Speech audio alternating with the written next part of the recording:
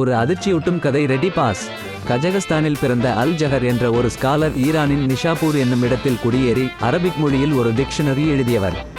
ஆனால் போன போக்கில் அவருக்கு ஒரு பறவை என்ற ஒரு பயங்கர யோசனை வந்து 11வது செஞ்சுரியில் மிக உயரமான மஸ்ஜித்தின் மேல் ஏறி லட்டி பங்க் கட்டிக்கொண்டு உலகம் சுற்ற குதிச்சார். ஆனால் பக்கா பிளான் மாதிரி இல்லாம கீழே விழுந்து நேரா கிரவுண்ட்ல முடிச்சு பார்த்துட்டார்.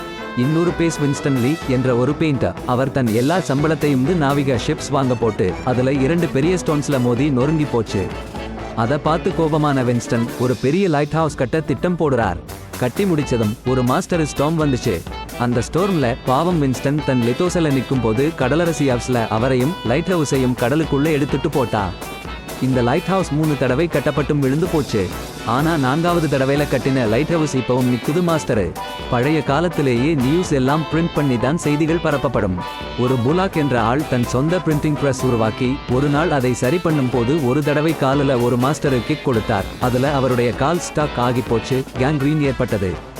சர்ஜரி நடக்கும் போதே அவரும் அடுத்த உலகம் சென்று விட்டார் பாஸ்.